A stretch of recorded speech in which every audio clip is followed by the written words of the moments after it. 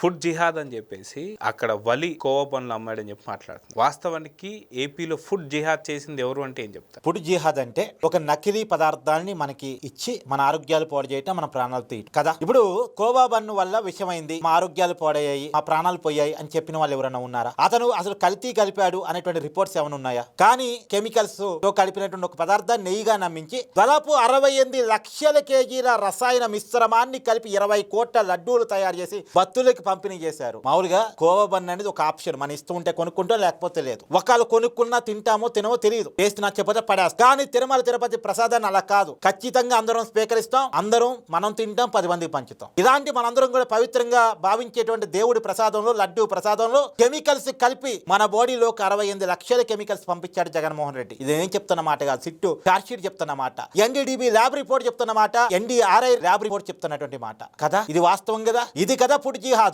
మరి ఇది కాకుండా ఫుడ్ జిహాద్ అని వలి మీద అంటారు ఎందుకు? వలి చేస్తాడో లేదో నిర్ధారణ లేదు, కానీ జగన్ చేశాడో అంటే నిర్ధారణ ఉంది. జగన్ మీద మాట్లాడరే ఏ గొడ్డలు వస్తాయని భయమా? వ్యాక్సిన్స్ వస్తారని భయమా? జీవితం ఒక్కటే. మన సంస్కృతి మీద దాడి జరిగినప్పుడు, మన ప్రాణాల మీద దాడి జరిగినప్పుడు, మన కల్చర్ మీద దాడి జరిగినప్పుడు ఇప్పుడు కూడా నోరెత్తలేదంటే ఇక మనం ఈ జీవితం వృధా అన్నట్టు లెక్క. అందరూ నోరెత్తండి. నోరెత్తకపోబట్టే ఇంత తప్పు చేసి కూడా బయటకు వచ్చి బుకాయించగలుగుతున్నాడు. ఆ బుకాయింపుకి అవకాశం ఇస్తుంది మన మౌనమే.